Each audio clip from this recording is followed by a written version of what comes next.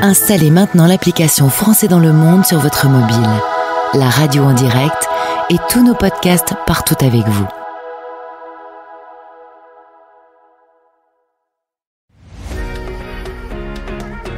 La radio des Français dans le monde présente Rencontre mondiale Flamme, le podcast spécial. Enregistré à Paris en octobre 2024. Bienvenue sur la radio des Français dans le monde. Nous allons débuter ensemble un podcast spécial à l'occasion de la rencontre mondiale Flamme. Cette rencontre a lieu à Paris. Je suis avec madame la présidente de la Fédération Flamme Monde, Anne Werner. Bonjour et bienvenue. Bonjour Gauthier, ravi de te retrouver une fois de plus pour parler de Flamme. On s'est beaucoup parlé, on a beaucoup parlé de Flamme. La radio des Français dans le monde est partenaire. Merci pour votre c'est super. fidélité. Et puis j'ai eu l'occasion également d'animer cette rencontre. On va replanter le décor puisque c'est le démarrage de ce podcast. Pour ceux qui ne savent pas encore ce que c'est que cet acronyme Flamme.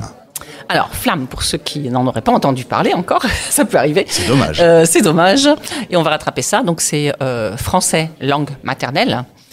C'est un acronyme qui a été créé finalement au début des années 2000 pour baptiser une ligne de subvention mise en place par le ministère des Affaires étrangères et maintenant aussi donc l'AEFE qui le pilote pour soutenir des associations un petit peu partout dans le monde qui se donnent pour mission de prodiguer des enseignements français à des enfants français ou francophones qui ne sont pas scolarisés dans les écoles françaises, donc qui ne parlent le français que dans leur famille, et donc un français qui s'appauvrit au fil du temps.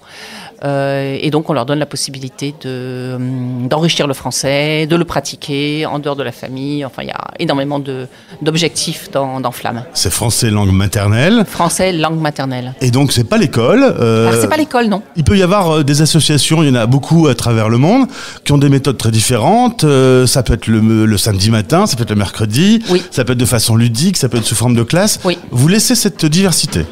C'est notre richesse, cette diversité. Et en fait, en même temps, c'est une nécessité aussi, parce que nos enfants, à l'endroit où ils sont dans le monde, ils sont dans un certain contexte culturel, dans un certain contexte scolaire, qu'il faut prendre en compte. Nous n'avons pas tous les mêmes besoins non plus, parce que nous n'avons pas tous, dans les pays où nous vivons, le même accès à la langue française. Nous n'avons pas tous les mêmes enjeux. Par exemple, si je pense aux États-Unis, où il peut y avoir un enjeu, notamment au niveau des adolescents, pour ensuite accéder à des universités francophones. C'est une chose qu'on aura un peu moins en Europe en général. Donc en fait, la richesse, ça veut dire aussi, et la diversité, ça veut dire aussi s'adapter. Et donc nous nous adaptons à nos publics, et ça s'apprend toutes les formes possibles et imaginables. Et en plus, comme ces structures reposent souvent sur du bénévolat, ça permet aussi de se faire plaisir, parce que plutôt que d'être obligé de se mettre dans un moule qui est déjà prédéfini, il va falloir...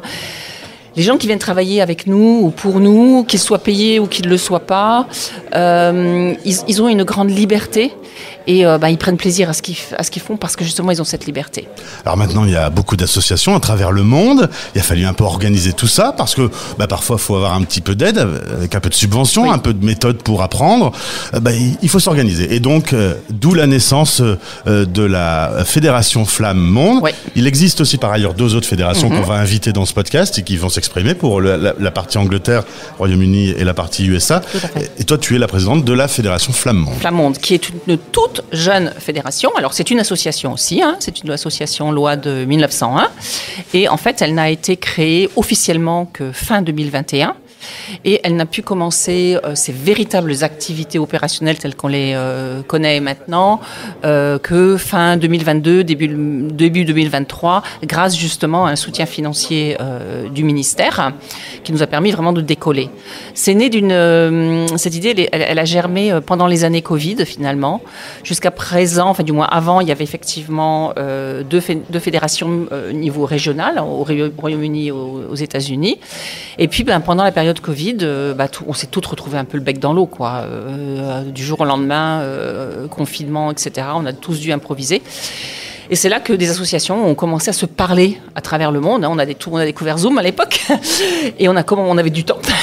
On a commencé à se parler, à confronter nos expériences, nos difficultés. Le cercle est devenu de plus en plus grand. On a commencé à parler avec des politiques aussi, et puis avec la EFE, avec le ministère. Et de fil en aiguille est née l'idée de créer, de fédérer le monde entier. C'était un grand défi. Ouais. Et on y est, quoi. Là, maintenant, on n'a même pas encore finalement 2 années d'existence opérationnelle et on est déjà en rencontre mondiale, quoi. Donc c'est assez fantastique. Alors justement, cette rencontre mondiale, on va écouter dans ce podcast. Vraiment, on va partir dans tous les pays. On va avoir des sujets divers et variés. Donc cette pluralité, on va l'entendre dans le podcast. Cela dit, vouloir tous les réunir, j'ai pu le dire au micro pendant l'animation, on a fait beaucoup de choses en virtuel, mais pour de vrai, être ensemble, boire un petit coup, un café, passer du temps ensemble et communiquer. Il y a ce qui se passe dans les salles plénières, dans les ateliers, dans les couloirs. Ouais. C'est très important aussi que on se regroupe en vrai. C'est franchement essentiel. Enfin, c'est extraordinaire. Oui, parce qu'en fait, on est donc en plein dans cette rencontre mondiale avec 83 associations. On a eu également des contacts avec des institutionnels, avec des invités aussi extérieurs, des représentants des Français de l'étranger, des parlementaires, etc. Et c'est absolument extraordinaire de se rencontrer, de se parler. Il y a beaucoup de gens qu'on connaît, des échanges WhatsApp ou de visioconférences que nous faisons, de webinaires, etc. Mais voir des gens, leur parler de leur réalité, entendre également les expériences des uns et des autres, les témoignages autour des tables rondes que nous faisons donc pendant ces rencontres ou là maintenant pour le moment des ateliers, c'est absolument extraordinaire. Et cette richesse du monde entier, c'est fantastique. Est-ce qu'on n'aurait pas vu ce week-end à Paris voir une flamme grandir tous ensemble ? Alors, sûrement. On va tous repartir, je sais déjà, avec beaucoup d'inspiration, beaucoup de motivation aussi, parce que tous les thèmes ne sont pas non plus positifs. Hein. On a aussi parlé de burn-out, d'épuisement, de flammes qui sont menacées de disparition. Voilà, il y a des sujets très graves aussi dont on a parlé. Mais je pense que une rencontre comme ça, même si on se sent un petit peu épuisé, seul, il y a eu le mot solitude qui est ressorti très très fort. Moi, ça m'a frappé quand il est ressorti ce mot comme ça. Là, je pense qu'on va repartir moins seul avec cette sensation d'être moins seul. Puis alors nous, je veux dire, là, moi, j'arrête pas de prendre des notes parce que sinon je vais tout oublier. Il y a tant de gens qui me parlent, mais nous, au niveau de la fédération, ça nous donne énormément d'idées, de réflexion pour notre travail aussi. Eh bien, allons-y. Partons à la rencontre de tous les invités qui sont passés au micro de notre studio éphémère installé à l'espace Hamelin à Paris en ce début octobre 2024. Madame la Présidente, félicitations. Merci pour la fidélité à la radio des Français dans le monde. Et puis, avec plaisir. J'ai un petit mot aussi pour les équipes qui t'entourent parce que il y a eu un travail incroyable. Extraordinaire. Enfin, tous ceux qui sont ici peuvent voir le travail qui a été fait là pendant 1 an, hein, ça fait 1 an qu'on y travaille en fait, hein, d'arrache-pied. Et oui, parce que ça vient des 4 coins du monde, il y a les hôtels, il faut manger, il faut faire venir les gens, et puis il fallait faire toutes les structures, tout le matériel qu'on a ici. Enfin, c'est vraiment une organisation. Alors énorme. Aussi, j'aimerais bien citer, nous avons été également accompagnés par une agence événementielle, l'agence Prest Agency, qui est ici dans la région parisienne. Et franchement, sans eux, on n'y serait pas arrivé. Et ils nous ont fait un travail d'accompagnement absolument extraordinaire. Mais notre équipe, enfin aussi bien au niveau du conseil d'administration que nos chargés de mission, je veux dire, là, les dernières semaines ont été d'une intensité absolument incroyable. Et on voit, tout se passe sans anicroche, tout se déroule. Même sur des sujets parfois un peu plus difficiles. On a eu des sujets difficiles et tout s'est bien passé dans la bonne humeur.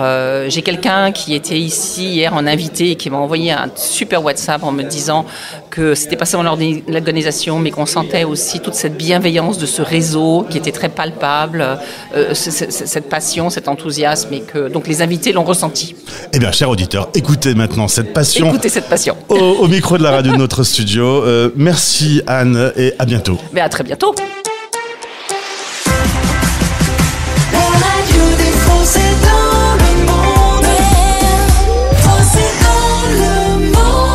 Rencontre rencontre mondiale Flamme à Paris, le podcast spécial. Cher auditeur, viens, je t'emmène au bout du monde. Je t'emmène faire la récré du bout du monde. Direction la Nouvelle-Zélande. Nous sommes à Hamilton avec Elodie Bertazolo-Aswell. Oh là, on est déjà dans un métissage là, anglais-italien. Bonjour Elodie. C'est ça, bonjour.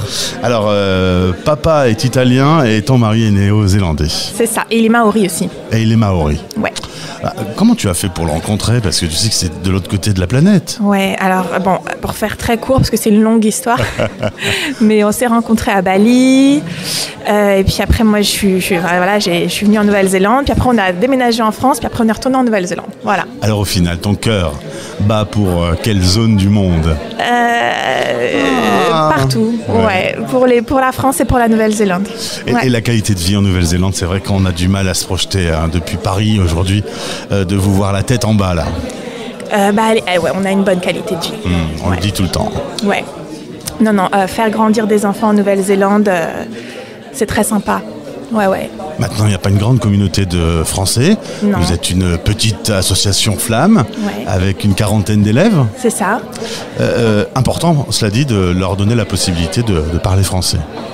Voilà, parce qu'on est très isolés. On se sent un peu seul par moments. Et c'est vrai que se réunir tous ensemble, pouvoir parler français, c'est important. Et aujourd'hui, au cours de cette rencontre mondiale, c'est l'occasion de voir d'autres structures, de s'inspirer, de repartir avec des idées? Exactement, c'est prendre les idées un peu partout, essayer de trouver des nouvelles offres, ce qu'on peut offrir à nos familles, des idées avec des échanges avec d'autres écoles. Bon, on est un peu déçus, on attendait l'Australie. Sont pas là, mais pouvoir créer un réseau, pouvoir échanger avec ceux qui sont à côté de nous, donc je sais pas, le Japon, l'Australie, pour pouvoir créer des échanges, s'envoyer des lettres, s'envoyer des emails entre enfants, ce serait sympa. Alors il n'y a pas de petite association, en plus si vraiment la qualité de vie est là, il y aura de plus en plus de Français qui vont venir s'installer. C'est plutôt une tendance à la hausse? Oui, et on a pas mal aussi de familles qui arrivent de Nouvelle-Calédonie et qui viennent s'installer en Nouvelle-Zélande. Donc là, on a vu ces derniers mois un grand nombre de familles calédoniennes qui sont venues s'installer. Et oui, on est de plus en plus. Donc c'est sympa. Oh, j'entends la cloche, c'est la récré. Alors, direction la récré du bout du monde. Merci Elodie, à bientôt. Merci. Vous écoutez la radio des Français dans le monde. Je suis avec Chantal Cléricia, la petite école du healing. Nous sommes à Londres et Chantal a gagné aujourd'hui pour cette rencontre mondiale Flamme, le premier prix Flamme Monde avec un travail sur la diversité et l'inclusion en action. Chantal, bonjour. Bonjour. Bon, ça a été une grande journée pour toi. Très longue journée, mais vraiment ravie. Alors, c'était une vraie surprise, le premier prix ? Oui. Franchement, quand j'ai vu que le deuxième prix était Londres, je me suis dit, bon, c'est sûr, c'est moi. Mais c'est vrai que je l'ai rêvé, ce prix, je le voulais et je suis vraiment ravie. Tu l'as rêvé, Flamme Monde l'a fait. Voilà. Tu as travaillé sur la diversité et l'inclusion en action. Raconte-moi un peu le projet, pourquoi vous avez travaillé sur ce prix Alors le projet, c'est d'inclure les enfants neurodivergents ou les enfants ayant des besoins spécifiques comme les troubles de l'autisme, le TDAH et puis d'autres troubles. Et vraiment, l'objectif, c'est de pouvoir inclure ces enfants pour qu'ils puissent réussir comme les autres enfants et vraiment avoir une pédagogie personnalisée, on va dire, différenciée, pour vraiment mieux les intégrer dans notre école. On avance sur ce sujet. Tu es contente de voir qu'on commence vraiment à vraiment travailler le domaine? Oui, on commence. C'est vrai que les pays anglophones sont plus en avance sur tout ce qui est diversité et aussi handicap invisible. Mais on avance doucement, on fait des progrès et on rend l'handicap invisible visible. Alors un mot sur cette journée aussi qui a été dense. On a abordé beaucoup de sujets. J'ai trouvé qu'on avait vraiment aujourd'hui nourri ce réseau avec des vraies idées, des vraies pistes. Ça a avancé quoi. Ah oui, ça a avancé. Moi, je suis ravie parce qu'il y avait différents interlocuteurs, différents acteurs. On a tous essayé de travailler ensemble pour un objectif commun. Et ça, c'est le plus important. Tu seras triste de quitter Paris ou heureuse de retrouver Londres ? Un peu de mes paris, j'y suis souvent. Je viens souvent à Paris, donc heureuse de ramener le prix et de montrer à tous nos enseignants, à nos familles, qu'on a tous travaillé ensemble et qu'on a gagné ce prix, parce que c'est vraiment un prix d'équipe, un prix de groupe, et montrer à nos enfants aussi qu'on est là pour eux. Et j'espère vraiment, le premier objectif pour moi, c'était d'inspirer d'autres écoles, inspirer d'autres personnes pour vraiment qu'eux aussi mettent la diversité et l'inclusion en action. Eh bien, on reviendra sur la radio des Français dans le monde avec un podcast complètement dédié sur votre travail dans les prochaines semaines. Merci, félicitations. Merci encore. Et bon week-end à Paris. Merci.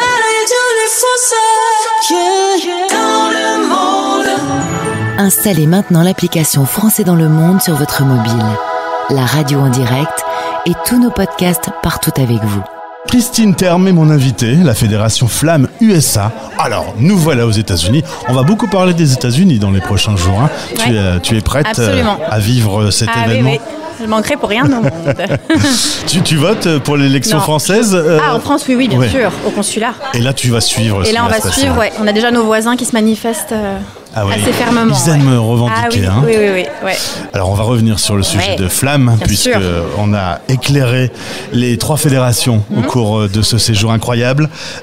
C'est quoi ton premier bilan de cette journée? Une très belle journée. Je remercie, félicite, j'étais un peu dans le comité avec elle, mais l'association Flamande, c'est un boulot incroyable, tellement professionnel, tellement valorisant pour les associations flammes qu'elles ont fait. C'est une richesse, on a eu des échanges très très riches avec nos partenaires aujourd'hui de l'AEFE, le ministère des Affaires étrangères, c'était précieux pour nous de pouvoir les rencontrer et ils se sont prêtés au jeu, tout le monde était content d'être là, c'était constructif, c'était vraiment intéressant, c'était vraiment dans le thème de l'avenir des flammes à l'horizon 2030. Et on a abordé des vrais sujets. Absolument. Parce qu'il y a des sujets, je pense à la marque Flamme par exemple. J'ai l'impression qu'il y a quand même cette journée qui a fait avancer les choses. Absolument, ouais. Déjà, les derniers échanges, parce qu'on échange vraiment au quotidien avec l'AEFE, et déjà sur les derniers mois, on sentait une évolution. On sentait, en tout cas aux États-Unis, où on connaît très bien nos associations, les gens avaient davantage compris. On comprend cette volonté de nous connaître, en fait. L'AEFE nous demande de dire qui on est, et nous demande de nous connaître pour nous aider. Et on sent qu'il y a vraiment une volonté de nous aider. On est reconnaissant là-dessus. Alors c'est vrai qu'il faut parfois, il y a des démarches qui sont très très lourdes pour des bénévoles, il y a des démarches qui sont presque mission impossible et qui peuvent décourager certains, mais la plupart des associations ont compris et ont avancé et nous on arrive à une très grande proportion de membres qui ont aujourd'hui la marque Flamme. Alors un mot justement sur ces bénévoles, parce que sans les bénévoles il n'y a pas Flamme, il n'y a pas tout ce travail qui est fait avec des petits groupes d'enfants partout dans le monde. C'est presque émouvant quand on réfléchit finalement. Ouais, alors nous aux États-Unis, on a des structures juridiques qui vont être un petit peu différentes. On est dans des structures professionnelles, même si on reste des associations non-profit, donc à but non lucratif, on est quand même sur des structures professionnelles où on va avoir des enseignants rémunérés, alors très faiblement parce qu'il y a toujours cette volonté de maintenir des coûts très très bas dans le Flamme, mais on a quand même des associations où les choses sont professionnalisées, où on a des enseignants formés, on forme très très professionnellement les enseignants. Nous on propose des dizaines et des dizaines et des centaines, voire des milliers d'heures de formation aux enseignants pour justement proposer une offre de qualité. Donc effectivement, on a des bénévoles qui sont vitaux pour nos associations, mais qui permettent aussi de faire émerger des structures plus professionnelles pour répondre à la demande des parents et des familles. Merci beaucoup Christine. Merci beaucoup. On embrasse ces bénévoles parce qu'ils font un travail. Absolument, merci à eux, c'est eux d'où tout part. Merci. Belle soirée. Merci, belle soirée. Au revoir. Vous écoutez la radio des Français dans le monde. Bruno Eldin a été plusieurs fois sollicité aujourd'hui dans cette rencontre mondiale Flamme. Il est chef du pôle enseignant français à l'étranger au ministère de l'Europe et des Affaires étrangères. Bruno, merci d'être au micro de la radio des Français dans le monde. Merci, c'est un plaisir d'être là. Alors, en charge des lycées français et également du réseau Flamme, le réseau Flamme s'est réuni, les 3 fédérations étaient là, il y avait beaucoup de questions. Est-ce que t'attendais à ce genre de questions et comment tu as vécu cette journée ? Je l'ai vécu très bien, tout d'abord parce que c'est une première. Ça fait des années que je travaille avec les Flammes et c'est un rêve que l'on avait depuis longtemps de pouvoir réunir toutes les associations et avancer ensemble. Et là, c'est une étape importante qui est franchie. Alors, la journée a montré que les Flammes forment une communauté avec un certain nombre de points communs, un engagement très fort de tous ces bénévoles et de toutes ces équipes, et a montré également que sur un certain nombre de points, on peut encore progresser pour mieux les accompagner, pour mieux comprendre leurs spécificités. Et il est de notre mission que de les écouter et que de rechercher avec eux des solutions qui peuvent nous permettre de progresser et surtout de répondre à la demande de ces familles qui cherchent une réponse pour scolariser leurs enfants. Ça va aider le ministère et ses équipes, cette rencontre aujourd'hui? Ah, tout à fait, parce qu'on a lancé un certain nombre de dispositifs l'année dernière qui étaient nouveaux, une marque Flamme. On mesure des limites, on mesure des effets de bord qu'il nous faut corriger, et les propositions qui nous seront faites à l'issue de ces 3 journées ne peuvent que nous permettre de progresser, de trouver un cadre plus satisfaisant pour tout le monde. Parfois, le monde associatif et le monde politique institutionnel a du mal à se rencontrer. J'ai vraiment pas eu cette sensation aujourd'hui. J'ai vraiment eu l'impression que tout le monde avait envie de s'écouter, de se comprendre. Alors, c'est important, en tout cas de notre part, on est tout à fait dans la confiance parce qu'on sait le travail énorme qui sont faits par ces associations. On sait qu'il y a plus de 10 000 élèves qui bénéficient du travail de ces équipes dans un nombre impressionnant de pays, dans des configurations parfois pas faciles parce que ce sont des cours qui sont donnés en fin de journée, le week-end, avec des tas de contraintes RH qui sont pas toujours faciles à régler. Donc il y a un très très gros engagement. Et effectivement, il y a une écoute qui me semble être réciproque et puis une volonté commune de progresser. On peut dire que ces étincelles sont devenues une jolie flamme aujourd'hui. Ah, la flamme est à l'honneur depuis quelques mois et aujourd'hui elle a particulièrement brillé. Alors, c'est vrai qu'il y a eu la flamme des Jeux Olympiques, c'est la référence. Pour les Français de l'étranger, on a tous les mois 3 millions d'auditeurs français qui suivent la radio des Français dans le monde. Il y a eu comme un avant-après Jeux Olympiques. On peut être fier d'être français comme de temps en temps, ça fait pas de mal. On peut être fier tout le temps et on peut être encore plus fier en ce moment. Voilà, entre les Jeux Olympiques, entre le sommet de la francophonie qui a permis quand même aux francophones de se réunir et de partager leur attachement à la langue et à la culture française. Et puis cette dernière étape qui est la première rencontre des associations Flammes, c'est une belle série, on va dire. Merci d'avoir répondu à nos questions. Bon courage pour la suite. J'espère que tous les petits trucs, les petits ajustements, on va les trouver. Non, c'est pas le courage qui me manque. Pas de souci, pas d'inquiétude. Merci beaucoup. Excellente réponse. Écoutez les Français du monde raconter leurs belles histoires. Les grosses voitures américaines, des fois on en voit même certaines qui sont plaquées or. Il y a la muraille qui a été reconstruite, on peut se balader sans problème, ça c'est magique. Les Canadiens vont dans des restaurants ou des boulangeries françaises sans aucun problème. Françaisdanslemonde.fr, un service gratuit dédié à la mobilité internationale pour accompagner ceux qui s'y préparent, la vivent ou en reviennent. Françaisdanslemonde.fr. Avec plus de 2000 interviews que vous pouvez écouter très simplement en version podcast depuis notre site ou via votre appli habituelle, Spotify, Deezer, YouTube. Et désormais, écoutez la radio lorsque vous surfez sur lepetitjournal.com, le média de référence des Français et francophones à l'étranger, présent dans 74 villes dans le monde. Allez, on prend la direction de la Grèce avec notre invitée, c'est Géraldine Georget.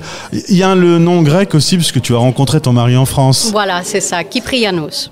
Très bien, alors tu étais dans la région du Mans. Voilà. Qu'est-ce qu'il faisait là, ce grec? Ah non, je l'ai rencontré à Paris. D'accord. Pendant mes études, et lui aussi finissait son doctorat, donc voilà, on s'est rencontrés dans ce cadre-là. Et il a fallu choisir entre vivre en France et vivre en Grèce. Voilà, ça n'a pas été un choix trop difficile. Pourquoi donc? Parce que la Grèce, c'est un pays merveilleux, pas seulement pour les touristes, c'est aussi un pays agréable. Le temps est superbe, il y a des choses à faire. Enfin bon, c'est pas forcément un pays qui passe une phase facile en ce moment et depuis plusieurs années, mais voilà. Aujourd'hui, tu es présidente de l'association des francophones d'Achaïe. D'Achaïe, c'est ça. On est dans quel coin là de la Grèce? On est dans le Péloponnèse et la capitale de l'Achaïe, c'est Patras. Voilà. Et alors, des enfants français viennent une fois par semaine, le samedi? 3 fois par semaine. Ah wow, ça bosse en Grèce. La semaine. et sur d'autres activités le samedi ou le dimanche. Il y a une forte communauté de Français ? Non, ça n'est plus une très forte communauté. Il y a quand même un nombre de foyers assez important dans la région. Mais les enfants maintenant sont moins nombreux, les enfants ont grandi, sont partis à l'étranger étudier, mais on a encore un petit noyau de francophones qui veulent et dont les parents veulent qu'ils apprennent le français langue maternelle. C'est important, hein, ce réseau Flamme. On l'a vu ce week-end, la diversité, et puis cet incroyable réseau à travers le monde. Tu sais que tu apportes toi ta pierre à cet édifice. Voilà, oui, et c'est quelque chose de fascinant. Enfin, moi, je suis fascinée par ce qui s'est passé aujourd'hui et sans doute demain et après-demain. C'est très stimulant, ça nous donne vraiment du courage parce que c'est pas une tâche facile. C'est ce qu'on a dit cet après-midi, le cas des enfants Flamme sont des cas particuliers, hein. Ils vivent dans un pays où il y a une langue dominante. Il faut essayer de leur faire conserver la langue des parents, les aider à évoluer dans cette langue. Et c'est vraiment un travail qui demande beaucoup de créativité et beaucoup de patience, mais c'est passionnant. Mais on voit aussi que ce réseau s'organise. Et voilà, ce réseau s'organise et c'est vraiment merveilleux. Ouais. On est très contents. Moi, je suis ravie parce que je vois que je ne suis pas toute seule, enfin que notre association n'est pas toute seule. On est quand même la seule qui reste en Grèce. Donc on est là, je suis vraiment contente d'être venue. Boostée. Voilà, boostée, exactement. Et entre il y a 11 ans et aujourd'hui, avec la fédération qui est apparue. Mais oui, avec la fédération, ça change tout. Hein. Ça change tout. C'est plus facile quelque part. On sait qu'on a des correspondants partout et on peut communiquer, échanger et donc enrichir aussi notre façon de transmettre la langue française en tant que langue maternelle. Bon, Géraldine, j'imagine que la vie en Grèce doit être très agréable. Quand même, mais, oui. Dis-moi quand même, qu'est-ce qui te manque de la France quand tu es là-bas ? Le fromage. Ah, bah je suis très surpris. Je suis pas la première à le dire, j'imagine. Non. Eh ben, profite de ce week-end parisien. Merci beaucoup. Merci à toi. Au revoir. Au micro de la radio des Français dans le monde, un compatriote de la région du nord de la France, ça fait plaisir. Ah bah oui, je suis des Hauts-de-France, il faut que je le revendique de temps en temps. Thomas Desotte. Desotte, absolument. Eh ben c'est flamand ça. C'est flamand. Il n'y a pas de doute. Mais qu'est-ce que tu fais en Angleterre du coup ? J'ai pu profiter du programme Erasmus et passer ma dernière année d'études d'école d'ingénieur en Angleterre où j'ai rencontré ma femme. D'accord, parce que logiquement ça dure 1 an. Et voilà, j'y suis resté 1 an et un peu plus. Et un peu plus, ça fait combien de temps ? Ça fait 25 ans que j'y suis maintenant. Et aujourd'hui, tu travailles au sein de l'association La Petite École d'Ealing. On est au cœur de Londres. Cet asso a raflé un prix en plus aujourd'hui. C'était une journée très riche, on ne va pas se mentir. Cette rencontre mondiale a fait avancer Flamme Monde ? Je pense, oui. Ce qui est vraiment, vraiment chouette, c'est de rencontrer tous les autres du monde entier qui ont les mêmes problèmes que nous, les mêmes réalités. C'est vraiment agréable de pouvoir discuter avec tout le monde et de les voir en vrai. Tu vas repartir avec dans ta valise des idées ? Ouais, des idées, des contacts, des sourires. Et puis des personnes à qui aller demander peut-être de l'aide, demander comment ils font, c'est vraiment enrichissant. C'est se sentir moins seul finalement. Exactement, cette rencontre. C'est ça, voilà. Est-ce que la France peut te manquer de temps en temps ? Oui, alors il y a des éléments de la France qui me manquent. Je pense la manière par exemple qu'on a de se rencontrer avec les amis. En France, on se rencontre les uns chez les autres, c'est beaucoup plus proche en fait. En Angleterre, c'est plutôt centré sur aller au pub et puis rentrer chez soi après. Donc ça, ce côté français me manque. Après, l'Angleterre, c'est vraiment un pays sympa et c'est un pays très ouvert. Les gens, il y a plein d'opportunités et voilà. Et dans ta playlist Spotify, il y a plus de chansons françaises ou de chansons anglaises ? Je garde des chansons françaises aussi, absolument. Il y en a forcément. J'ai cru que ça allait être pour le coup avec une culture musicale incroyable. J'ai cru que ça allait être l'Angleterre. Bon, les enfants connaissent bien les Beatles. Hein.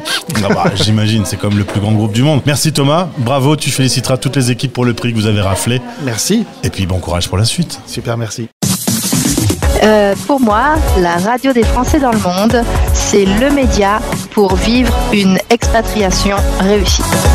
De liens, de bonne humeur et d'infos pour les Français de l'étranger. Alors c'est la France où on veut, quand on veut. Français dans le monde.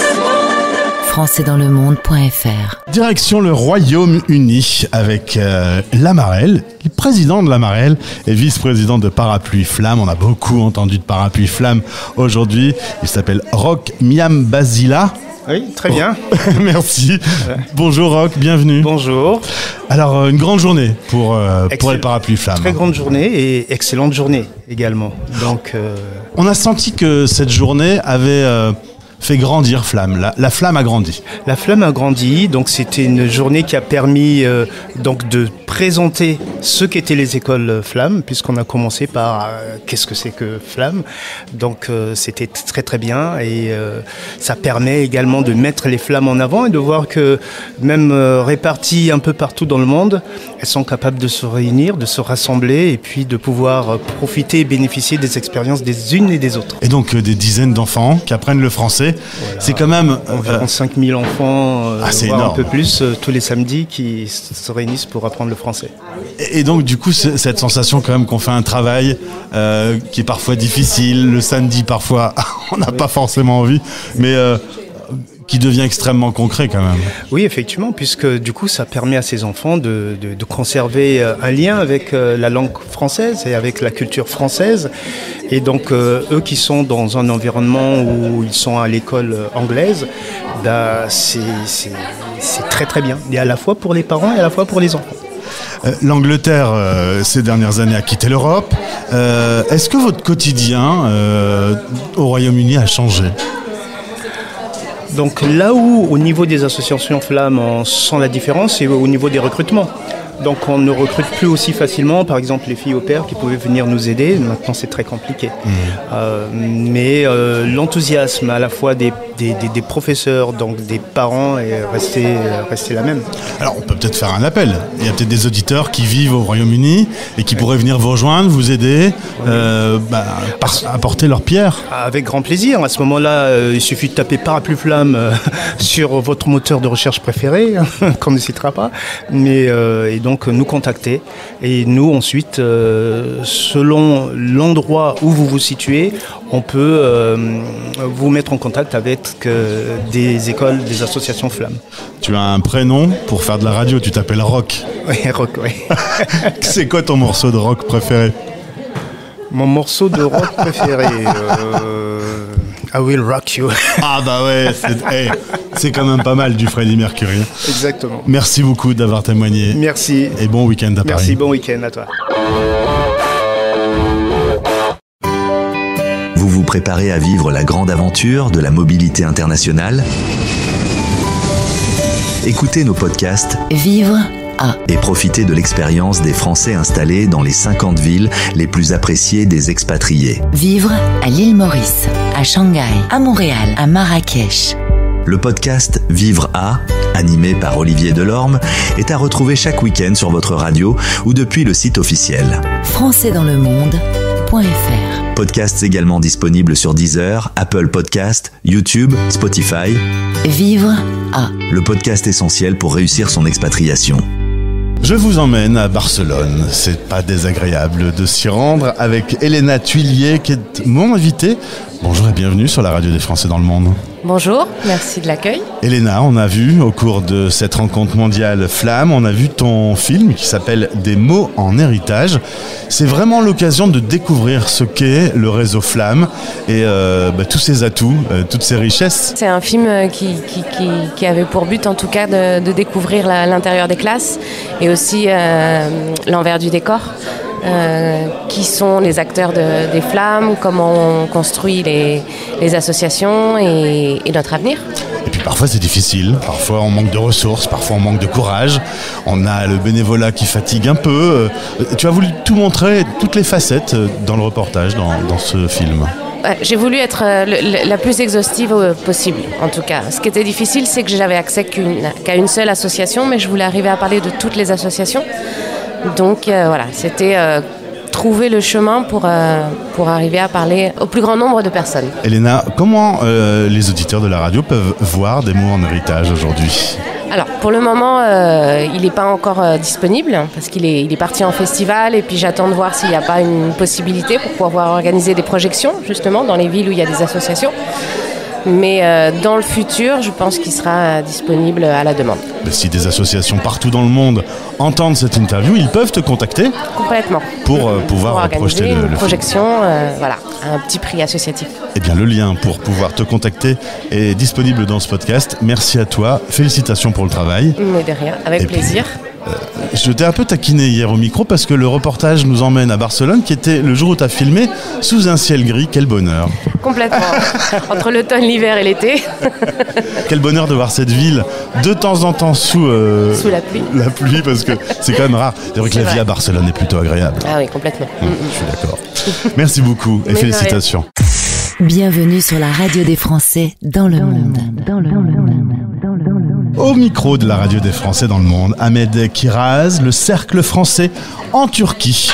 On t'a entendu, Ahmed, tout à l'heure prendre la parole pendant cette convention Flamme. On peut considérer que cette aventure Flamme, elle est plurielle, chacun a ses soucis. Toi, tu as clairement évoqué les tiens. Ça t'a fait plaisir de pouvoir prendre le micro? Oui, bonjour. Oui, ça m'a fait plaisir de prendre le micro parce que nous sommes confrontés à des problèmes de notre ordre. Je ne vais pas dire lesquels tout de suite.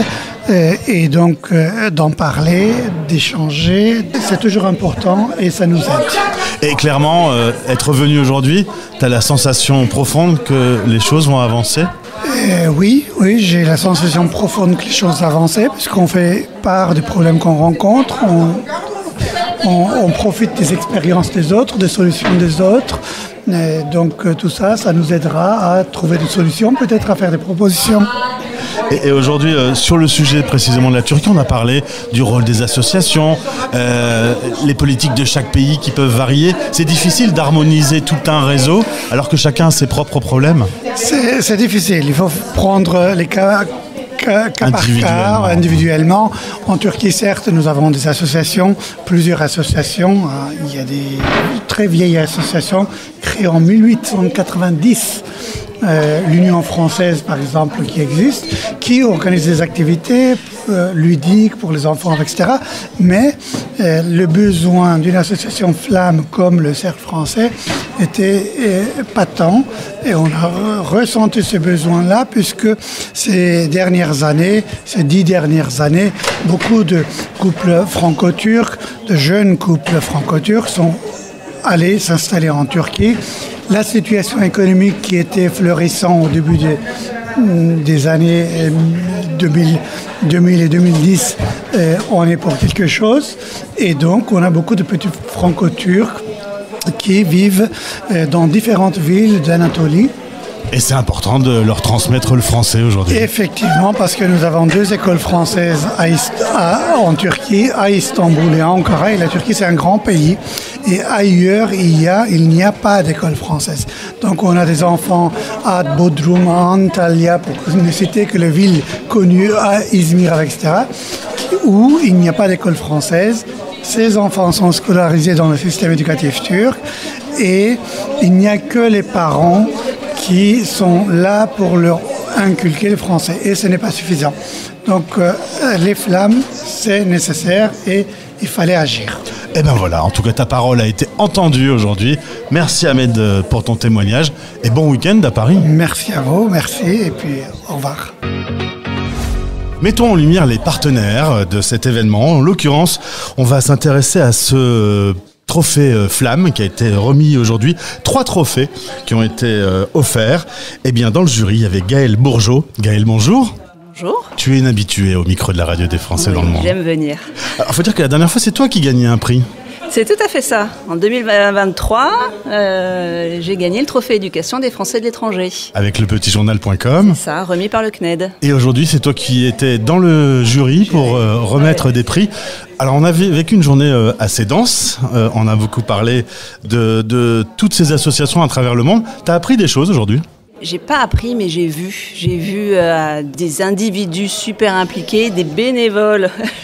Je discutais juste avant parler des bénévoles. Avec l'un d'eux, bénévole depuis plus de 15 ans, qui passe tous ces samedis matins dans une petite école. Enfin, moi, ça m'impressionne que tous ces parents, parce que c'est des parents qui ont un besoin à un moment, s'impliquent dans ces petites écoles flammes pour enseigner le français, la culture française et que leurs enfants gardent leurs racines.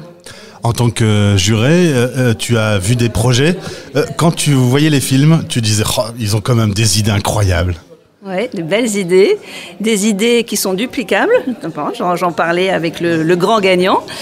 Et c'est tout l'intérêt, c'est que c'est des beaux projets qui vont pouvoir s'étendre et se développer dans d'autres écoles et dans d'autres continents.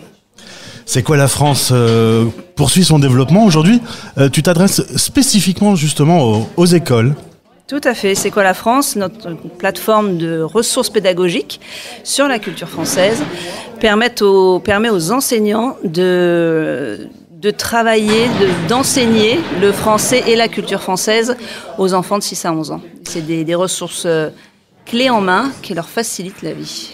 Est-ce que tu penses que la réponse à la question c'est quoi la France est différente entre avant les Jeux Olympiques et après les Jeux Olympiques? Non. Après, c'est l'image de la France qui a peut-être changé. Ouais. Mais ça a peut-être fait du bien quand même. Hein. C'est sûr. On a une vision beaucoup plus positive de la France. Mais la culture française, elle, n'a pas changé. Et est-ce qu'on arrive encore à te coller avec des expressions que tu ne maîtrises pas dans la langue française? Tu veux essayer? Laquelle te surprend le plus dans cette langue française? Moi, j'aime bien l'expression « rire jaune ». Ah ouais, alors ça vient d'où? Alors non, ce n'est pas une blague raciste. Ah ben j'ai cru. Mais ça a une origine avec le citron. Je me souviens pas vraiment de l'explication, mais je crois que quand tu ingères du citron, tu fais un peu la grimace. Ouais. Voilà, on apprendra ça prochainement. Ce sera prochainement sur la plateforme C'est quoi la France? Ça marche. Gaëlle, merci d'avoir été juré et merci pour cette aventure. Ça devait être assez sympa de découvrir en coulisses tout ce qui s'est passé pour Flamme Monde. La radio des Français dans le monde. Le média à destination des 3 millions de Français expatriés dans le monde. Prenons la direction des États-Unis. Alors on dit souvent sur la radio des Français dans le monde, les USA. En vrai, Aurélie, que je vais vous présenter dans un instant, les USA, c'est tellement grand, ça veut un peu rien dire finalement les USA quand on est ici en France. Eh ben oui, les USA c'est très grand et les USA c'est des États qui ont leur spécificité, leur particularité. C'est vrai que d'une côte à l'autre, les gens fonctionnent assez différemment et ça se ressent dans nos flammes aussi, dans nos fonctionnements. C'est ça, c'est comme nous l'Europe, voilà. C'est très différent entre la Suède et la France. Aurélie Delahalle-Jackson, tu es la présidente de la Fédération Flamme USA. Alors, 3 fédérations à travers le monde. La Fédération Flamme Monde, la Fédération Parapluie Flamme UK et vous. Un petit mot sur l'historique et sur votre rôle ? Bien sûr. Avant que la Fédération Flamme USA soit créée officiellement avec des statuts, il y avait déjà eu des rencontres qui s'étaient faites entre les différentes associations en 2015, en 2016, à Washington, à Philadelphie, qui avaient déjà créé comme ça des envies de mutualisation, de se fédérer, de faire des choses ensemble. Et en 2018, lors du colloque à Miami, c'est vraiment en fait confirmé cette idée de créer une fédération. Et du coup, il y a eu depuis 2018 cette fédération qui s'est créée avec donc des membres du CA et qui sont là donc pour soutenir les associations flammes qui sont membres du réseau à travers différents services que nous offrons. Et combien d'associations sont regroupées sous cette fédération ? Aujourd'hui, c'est 14. Donc, toutes aux États-Unis ne sont pas fédérées pour différentes raisons. Certaines sont en train de se créer, nous ont contactés pour que nous puissions les aider dans ces premiers questionnements qu'elles ont sur la création des statuts, sur comment on recrute des enseignants, tout ça. Donc, on accompagne ces nouvelles associations aussi qui se créent. On a vécu des rencontres mondiales assez incroyables. C'est quoi un peu ton ressenti sur ce qui a pu être dit ? Et peut-être, est-ce que la cause Flamme n'a pas avancé ce week-end ? Clairement, elle a avancé. Je pense qu'on reprend un petit peu de souffle. on se remobilise. L'humain, de toute façon, a sa place. C'est indéniable qu'il est important de se rencontrer. Nous, au niveau des États-Unis, on l'a compris depuis très longtemps. Donc, comme je vous le disais, il y a eu des rencontres avant, qui est officiellement une fédération. Et à chaque fois, ça redonne un souffle. En 2022, il y a eu le colloque à Houston de la fédération Flamme, où à cette époque, j'étais directrice de l'association de Miami. Et à cette époque, j'étais fatiguée en fait en tant que directrice et je suis arrivée et après 3 jours de rencontres, je suis repartie à Miami regonflée. Voilà, j'ai quand même quitté mes fonctions depuis, mais ces rencontres, elles sont essentielles et aujourd'hui, on le voit encore, je pense, entre hier, qui était la première journée très institutionnelle, qui pose un cadre avec le ministère, avec l'AEFE. Et aujourd'hui, on est vraiment entre nous et on se parle un peu à bâton rompu. Il n'y a plus ce côté institutionnel. Il y a des choses très belles qui se passent et je pense qu'il y a plein de femmes qui vont repartir dans leur pays motivées, avoir des envies de projet, des envies de collaboration et de se fédérer. Et ma dernière question, Aurélie, tu retournes où aux USA du coup? Quelle est ta ville d'expatriation? Alors moi, je dis Miami pour que les gens situent sur la carte plus facilement, donc en Floride, mais je suis la ville juste au-dessus, Hollywood. Mais c'est pas Hollywood, Californie, c'est Hollywood, Florida. Ah, il y a 2 Hollywood aux États-Unis. Yes. Et voilà, donc on y est bien, ça fait 10 ans que j'y suis et... Même si la météo est passée par là cette semaine. Il y a des avantages, il y a des inconvénients où on vit et il faut trouver son bonheur où on est. Donc voilà. Merci beaucoup, au plaisir de te retrouver. Avec grand plaisir, merci. Chaque jour à minuit et à midi heure de Paris, écoutez la seule émission qui relie les expats. Les Français parlent aux Français. Animé par Gauthier. Retrouvez des parcours de vie. Des Français qui parcourent le monde avec leur sac à dos. Des experts de la mobilité internationale et tous vos rendez-vous habituels. Les Français parlent au français. Retrouvez toutes les interviews en podcast sur notre site et sur toutes les plateformes habituelles. Les Français parlent au français. Parrainé par Agora Expat. Agora Expat est le courtier référent de la communauté française expatriée. Plus d'infos sur agoraexpat.com. Il s'appelle Thomas Merlan avec un D, sinon je me fais rouspéter, c'est important. C'est ça. Surtout que le T ou le D, c'est comme Dupont, on sait jamais. Ouais. Non mais sinon c'est pas pour moi, mais c'est surtout pour mon père, parce que s'il voit ça, il vient te casser la gueule. Ouais. Alors tu représentes la langue de Molière, l'association Flamme de Barcelone. Un petit mot sur toute la zone ibérique, vous êtes quand même très actif, il y a beaucoup de Français qui vivent là-bas. Ouais, Barcelone a une très grosse communauté française et donc en fait comment ça se passe? Ça se passe que moi j'ai fait des enfants à Barcelone, j'ai cherché pour eux des cours de français adaptés à des enfants francophones. J'ai pas trouvé et donc j'ai dit on va le faire. Et ouais. Et donc on s'est regroupé entre plusieurs parents qui avaient la même idée et on a commencé en 2017 avec 2 enfants, ma guitare et moi et nous voilà, on est 200 aujourd'hui. Ça a bien grandi. On te voit dans le film Des mots en héritage. T'aimes bien les comptines toi, c'est ton truc, tu t'endors le soir en écoutant des comptines? Plus maintenant, mais par contre, j'ai tout le répertoire. Si tu veux, je te fais un pirouette cacahuète quand tu veux. Allez, un petit pirouette cacahuète, 3, 2. C'est bien pour apprendre le français, les comptines. Exactement. En fait, on a basé une méthode d'apprentissage de la lecture avec des faits c'est un peu comme les alpha, les bêta, c'est-à-dire qu'on utilise les faits avec les sons, les phonèmes du français, et à chacun est adapté une comptine qui va avec. Donc, on travaille vraiment l'idée ludique, pédagogique et culturelle, et parce que les enfants ils apprennent pas les comptines si on les a appris à l'école, nous, souvent. Alors justement, jouons à apprendre le français. On va faire un petit zoom sur un jeu pédagogique coopératif qui vient de sortir, qui s'appelle Bande de monstres. Tu es très fier de l'avoir sorti de ton sac, de l'avoir montré. Raconte-nous un petit peu. Alors l'histoire de Bande de monstres, c'est que depuis le début on invente des jeux pour apprendre aux enfants le français, beaucoup sur les conjugaisons, avec beaucoup de cartes.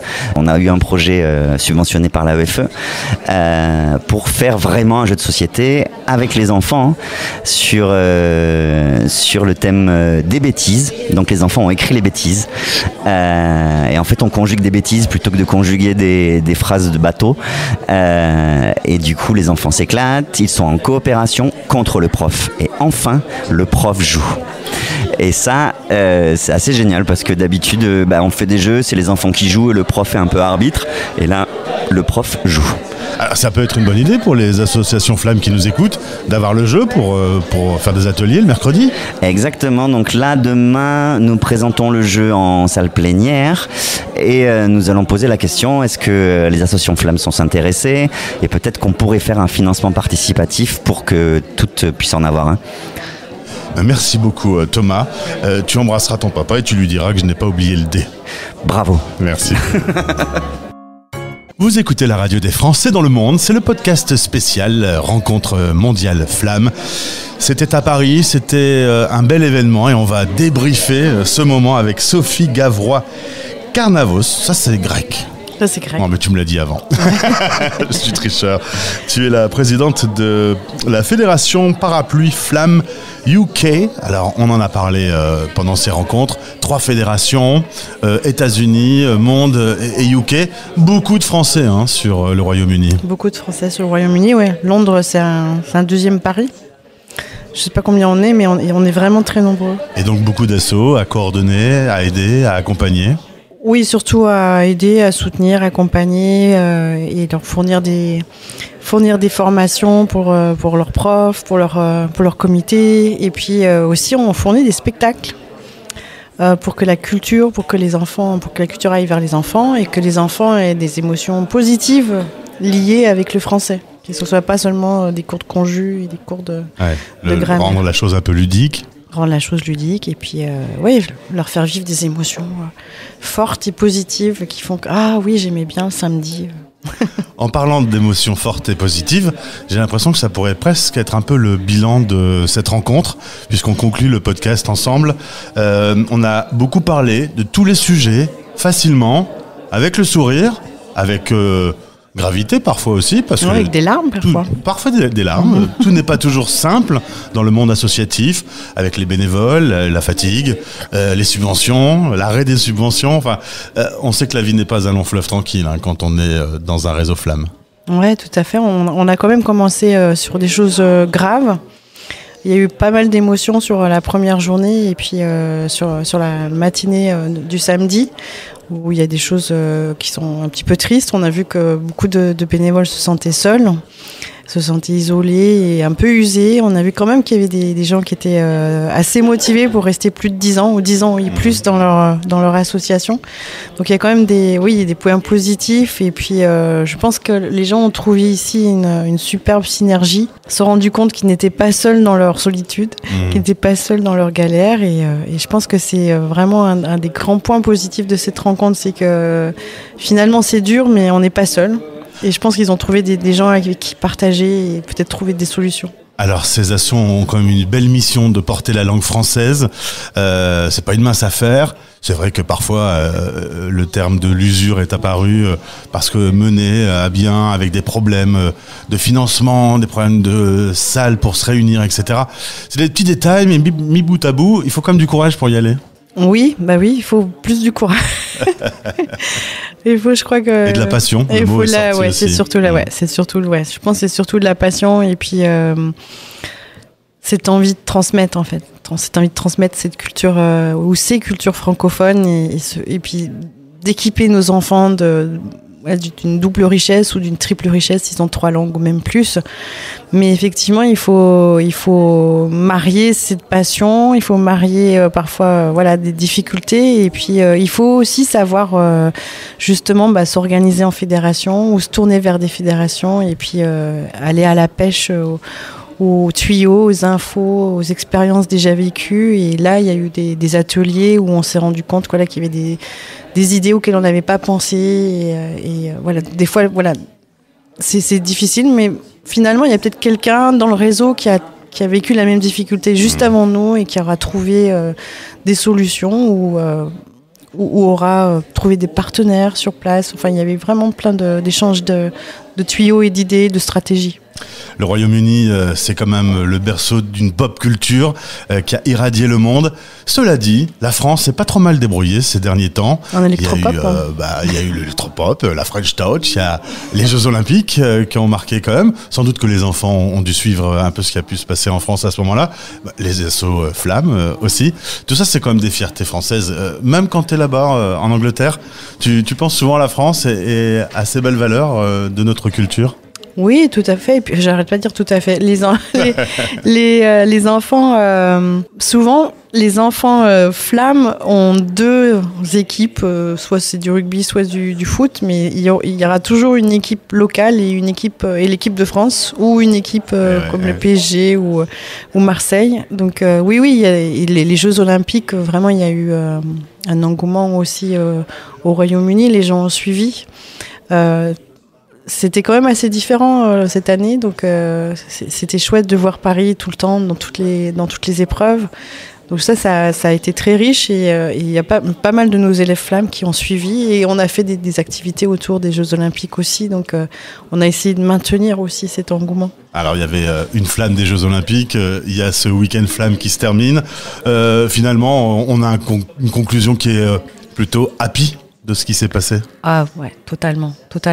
Happy, une superbe organisation. Là, je vois Caroline qui est la grande prêtresse de cet événement et qui est vraiment très très bien organisée. Donc déjà rien que le fait que tout se passe bien, qu'on se trouve dans des super lieux et qu'on se perde pas dans Paris et qu'on ait tout fourni, ça c'était très très bien. Et puis le fait de rencontrer autant de configurations différentes. Parce que ça venait de 80 pays différents. Donc la logistique aussi pour qu'ils viennent, pour qu'ils dorment, pour qu'ils mangent. Un immense travail. C'est un gros travail. C'était fantastique. Et puis voilà, le fait aussi de trouver des ressources, comme je l'ai dit tout à l'heure, des partages de projets. Ça, c'est vraiment très positif aussi, le fait de repartir en se disant, en fait, je vais travailler avec tel continent et on va travailler sur un projet auquel on n'avait pas pensé du tout avant de venir. Ça aussi, on se sentait seul et déprimé et un peu fatigué avant, mais on repart avec une petite valise de projets. Sophie, merci. Je vais conclure ce podcast spécial Flamme français langue maternelle en disant Happy End. C'est complètement hors sujet, mais voilà, il faut savoir se décaler un peu. Au plaisir de se retrouver. Au plaisir, Gauthier. Merci beaucoup pour cette animation aussi. Merci, je me suis beaucoup amusé. Nous aussi. C'était le podcast spécial Rencontre mondiale Flamme. Sur françaisdanslemonde.fr, retrouvez plus de 2000 interviews inspirantes aux 4 coins du monde.